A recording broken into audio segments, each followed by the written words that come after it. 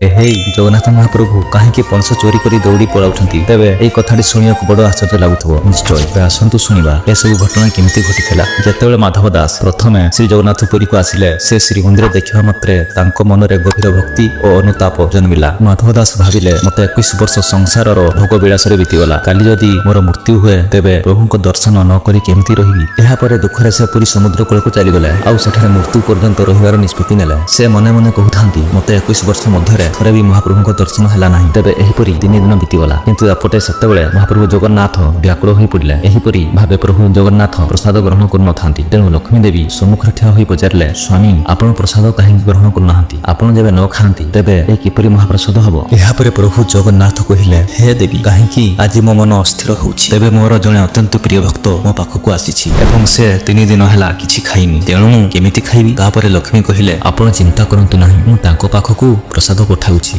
जगतर स्वामी जगन्नाथ कहिले, ना तांको प्रसाद दबाकू मु निजे जीवी। तेबे कलाश्री मुखरू एतकी कथा सुनी महालक्ष्मी आश्चर्य होई कहिले, एभई सौभाग्य तो मते भी मिली नाही। तापरे जगन्नाथ निज सोना थाळीरे महाप्रसाद नै एक छोट बालक बेसरे माधव दासଙ୍କ सम्मुखरे प्रकट हेले एवं पचारले, आपण कोन माधव दास? माधव दास कहिले, हां हां ओही माधव दास। तेबे बालक कहिला जे श्री जगन्नाथ महाप्रभु आपणଙ୍କ ପାଇଁ ए महाप्रसाद पठाइचंती, कृपा करी ग्रहण करंतु। एतकी कथा सुनी माधव दास मूर्छित होई पड़िले। जेतेबेले माधव दास सचेतन हेले सेतेबेले ସେହି ବାଳକଟି ନଥାଏ, କିନ୍ତୁ ସୁନା ଥାଳିରେ ଅପୂର୍ବ ମହାପ୍ରସାଦ ସେଠାରେ ରହିଥାଏ। ମାଧବ ଦାସ ଚିନ୍ତା କଲେ, ଯଦି ଠାକୁର ଜଗନ୍ନାଥ ସୁନା ଥାଳିରେ ମହାପ୍ରସାଦ ପଠାଇଛନ୍ତି, ଏହାପରେ ମାଧବ ଦାସ ମହା ଆନନ୍ଦରେ ମହାପ୍ରସାଦ ଗ୍ରହଣ କଲେ। ତେବେ ତା ପରଦିନ ପଣ୍ଡା ପଢିଆରୀଗଣ ଶ୍ରୀମନ୍ଦିରରେ ପ୍ରଭୁ ଶ୍ରୀ ଜଗନ୍ନାଥଙ୍କ ପୂଜା ଅର୍ଚ୍ଚନା ପାଇଁ ଭିତର ପ୍ରବେଶ କଲେ, କିନ୍ତୁ ମହାପ୍ରଭୁଙ୍କ ସୁନା ଥାଳି ଦେଖିବାକୁ ମିଳିଲା ନାହିଁ। ସେପଟେ ଶ୍ରୀମନ୍ଦିରରେ ହୋହାଲ୍ଲା ପଡ଼ିଗଲା, ମହାପ୍ରଭୁଙ୍କ ସୁନା ଥାଳି ନାହିଁ। ଏକଥା ଶୁଣି ସବୁ ଅସ୍ତବ୍ୟସ୍ତ ହୋଇଗଲେ। ତେବେ ସେହି ରାତିରେ ଜଗନ୍ନାଥ ଗଜପତି ରାଜାଙ୍କୁ ସ୍ୱପ୍ନ ଦେଲେ ଏବଂ ପ୍ରଭୁ ଜଗନ୍ନାଥ ସ୍ୱପ୍ନରେ କହିଲେ ଯେ ମୋର ଜଣେ ପରମ ଭକ୍ତ ମାଧବ ଦାସ 3 ଦିନ ହେଲା ଅନଶନରେ ସମୁଦ୍ର କୂଳରେ ବସିଛି, ତେଣୁ ମୁଁ ତାଙ୍କୁ ପ୍ରସାଦ ଦେବାକୁ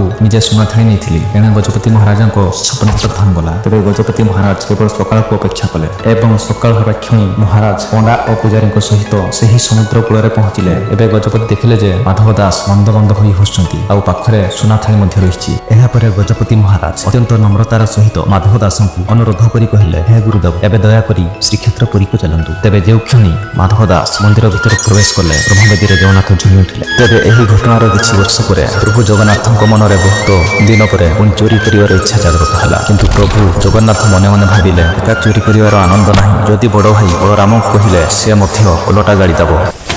ପୁଣି କିଛି ଦିନ ପରେ ମାଧବ ଦାସ ଯୋଗା ଦର୍ଶନ ପାଇଁ ଶ୍ରୀକ୍ଷେତ୍ର ପୁରୀକୁ ଆସିଲେ ଏବଂ ପ୍ରଭୁଙ୍କୁ ଦେଖି ପଚାରିଲେ, ଆଜି ଆପଣ ଏତେ ଉଦାସ କାହିଁକି? ଜଗନ୍ନାଥ କହିଲେ, ମୋ ମନ ଭଲ ଲାଗୁ ନାହିଁ, ପୁରୀରେ ତ ଡାଲମା ଭାତ ମହାପ୍ରସାଦ ପାଉଛୁ, କିନ୍ତୁ ପିଲାବେଳର ଯେଉଁ ମଜା ଲୀଳା ଏବଂ ଚୋରି ଆଉ ହୋଇପାରୁନାହିଁ। ମାଧବ ଦାସ ଆଶ୍ଚର୍ଯ୍ୟ ହୋଇ କହିଲେ, ଚୁପଚାପ ଧୀରେ କୁହନ୍ତୁ, ଆପଣଙ୍କୁ ତ ସମସ୍ତେ ଜଗନ୍ନାଥ କୁହନ୍ତି, ଯିଏ ବିଶ୍ୱର ରକ୍ଷା କରେ, ଆଉ ଆପଣ ଚୋରି କଥା କହୁଛନ୍ତି? ଏହାପରେ ଠାକୁର କହିଲେ, ନା ରଖାଗଲା ଜଗନ୍ନାଥ, କିନ୍ତୁ ସ୍ୱଭାବ ଛାଡ଼ିବି କେମନ୍ତେ? ତାପରେ ବଳଭଦ୍ରଙ୍କ କଥା ଉଠିଲା। ପ୍ରଭୁ ଜଗନ୍ନାଥ କହିଲେ, ବଡ଼ ଭାଇ ବଳରାମ ଅତ୍ୟନ୍ତ କ୍ରୋଧୀ, ଯଦି ତାଙ୍କୁ ନେଇ ଚୋରି କରିବାକୁ ଗଲାବେଳେ ଧରା ପଡ଼ିଲେ ସିଧା ମୁଣ୍ଡ କାଟିଦେବେ। ଆଉ ଯଦି କହିବି ଚୋରି କରିବାକୁ ଯିବି, ତେବେ ସମସ୍ତଙ୍କୁ ଡାକି କହିବେ, ଦେଖ ଆମ କାହ୍ନା ଚୋରି କରିବାକୁ ଯାଉଛି, ଏହାକୁ ଜବତ କର। ତେଣୁ ସେତେବେଳେ ଚୋରି କଲେ କଣ ସୁଖ ମିଳିବ? ଏହାପରେ ମାଧବ ଦାସ ପଚାରିଲେ, ତେବେ କଣ କରିବେ? କାହା ସଙ୍ଗେ ଚୋରି କରିବାକୁ ଯିବେ? ଜଗନ୍ନାଥ ମୁଣ୍ଡ ହଲାଇ କହିଲେ, ତୁମେ ଅଛ, ତୁମେ ସାଙ୍ଗ ଦେଲେ ହେବ। ମାଧବ ଦାସ କହିଲେ, ମୁଁ ବୃଦ୍ଧ, ବୁଢା ଲୋକକୁ ନେଇ କଣ ଚୋରି କରିବେ? ଠାକୁର କହିଲେ, ତୁମେ ହିଁ କରିପାରିବ, ବାକି ମୁଁ ସବୁ କରାଇଦେବି। ପ୍ରଭୁ ଜଗନ୍ନାଥ କହିଲେ, ଏହି ଚୋରି କରିବାର କିଛି ନିୟମ ଅଛି। ମାଧବ ଦାସ ପଚାରିଲେ, ତେବେ ନିୟମ କଣ?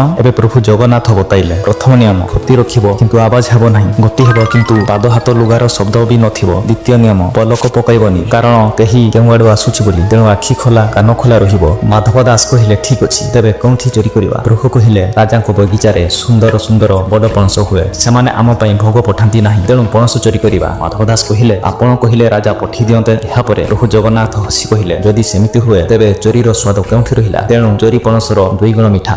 ଏହାପରେ ମାଧବ ଦାସ ପଚାରିଲେ, ପ୍ରଭୁ ଚୋରି କରିବାକୁ କେତେବେଳେ ଯିବା? ପ୍ରଭୁ ଜଗନ୍ନାଥ ଉତ୍ତର ଦେଇ କହିଲେ, ତୁମେ ରାତିର 2 ପ୍ରହର ବେଳକୁ ଦକ୍ଷିଣ ଦ୍ୱାରରେ ମୋତେ ଅପେକ୍ଷା କରିଥିବ। ତେବେ ରାତିର ଠିକ ସମୟରେ ଉଭୟ ଦକ୍ଷିଣ ଦ୍ୱାରରେ ଭେଟିଲେ। ପ୍ରଭୁ ଜଗନ୍ନାଥ ଛୋଟ ପିଲା ବେଶରେ ଥିଲେ। ଏବେ ମାଧବ ଦାସ ତାଙ୍କୁ କାନ୍ଧରେ ବସି ରାଜାଙ୍କ ବଗିଚାରେ ପହଞ୍ଚିଲେ। ପଣସ ଗଛ ତଳେ ପହଞ୍ଚି ମାଧବ ଦାସ ପଚାରିଲେ, ଏବେ କେଉଁ ଗଛରେ ଚଢ଼ିବା? କିନ୍ତୁ ମାଧବ ଦାସ ଜୋରରେ ପଚାରିବାରୁ ବଗିଚାର ମାଳି ଉଠି ପଡ଼ିଲା ଏବଂ ମାଳି ଡାକିଲା, ମୁଁ ବତାଉଛି କେଉଁ ଗଛରେ ଚଢ଼ିବ, ରୁହ ଲାଠି ଆଣୁଛି। କିନ୍ତୁ ପ୍ରଭୁ ଜଗନ୍ନାଥ ଗୋଟାଏ ଗଛ ପଛରେ ମାଧବ ଦାସଙ୍କୁ ଲୁଚାଇ ଦେଲେ। ଏବେ ବିଚରା ମାଳି ସେମାନଙ୍କୁ ଖୋଜି ଖୋଜି ନ ପାଇ ଫେରିଗଲା। ତାପରେ ପ୍ରଭୁ କହିଲେ, ଏବେ ତୁମେ ଉପରକୁ ଚଢ଼, ମୁଁ ତଳେ ଥାଇ ଧରିବି। ଏବେ ମାଧବ ଦାସ ପଣସ ଗଛରେ ଚଢ଼ିଗଲେ ଏବଂ ପଣସ ତୋଳିଲେ। ଏବେ ପଣସ ତଳେ ପଡ଼ି ଦମ ଶବ୍ଦ ହେଲା। ତେବେ ଜୋର ପାଟିରେ ମାଧବ ଦାସ ପଚାରିଲେ, ସେହି ପଣସ ନା ଆଉ ଏକ ପଣସ ଦେବି। ଠିକ୍ ସେତେବେଳକୁ ତଳୁ ମାଳି ଚିତ୍କାର କଲା, ମୁଁ ବତାଉଛି ଆଗ ଗଛରୁ ଓହ୍ଲ। ତେବେ ଏଇ ମୌକାରେ ପ୍ରଭୁ ଜଗନ୍ନାଥ ସେଠାରୁ ପଳାଇଲେ। ବିଚରା ମାଧବ ଦାସଙ୍କୁ ମାଳି ଧରି ପକାଇଲା ଏବଂ ହାତ ପାଦ ବାନ୍ଧି ଦେଲା। କିନ୍ତୁ ମାଧବ ଦାସ କହିଲେ, ମୋ ସଙ୍ଗେ ଆଉ ଜଣେ ଆସିଥିଲେ, ତାଙ୍କୁ ଖୋଜ। ମାଳି କହିଲା, ମତେ ତ କେହି ଦିଶୁନାହାନ୍ତି। ଦିନେ ସକାଳେ ରାଜା ବଗିଚା ବୁଲିବାକୁ ଆସି ଦେଖନ୍ତି ମାଧବ ଦାସ ଗଛରେ ବନ୍ଧା ହୋଇଛନ୍ତି। ରାଜା ତାଙ୍କ ଗୁରୁଙ୍କୁ ଦେଖି ବ୍ୟସ୍ତ ହୋଇ ପଡ଼ିଲେ। ଏହାପରେ ରାଜା ନିର୍ଦ୍ଦେଶ ଦେଇ କହିଲେ, ଇଏ ମୋର ଗୁରୁ ଅଟନ୍ତି, ତାଙ୍କୁ ଜଲ୍ଦି ଖୋଲ। ମାଧବ ଦାସଙ୍କ ଆଖିରେ ଧାର ଧାର ଲୁହ ବୋହି ଯାଉଥାଏ। ରାଜା କହିଲେ, ଆପଣ ମୋତେ କହିଥାନ୍ତେ, ମୁଁ ପଣସ ପଠାଇ ଦେଇଥାନ୍ତି। ଏହାପରେ ମାଧବ ଦାସ ସମସ୍ତ ବୃତ୍ତାନ୍ତ କହିଲେ ଏବଂ ପ୍ରକୃତରେ ଏହି କାମ ଶ୍ରୀ ଜଗନ୍ନାଥଙ୍କର। ତେଣୁ ତାଙ୍କୁ ଚୋରି କରିବାର ବହୁତ ଇଚ୍ଛା ଥିଲା ଏବଂ ସେ ନିଜେ ମୋତେ ଚଢ଼ାଇଲେ, କିନ୍ତୁ ପଛରୁ ପଳାଇଲେ ଆଉ ମୁଁ ଧରା ପଡ଼ିଗଲି।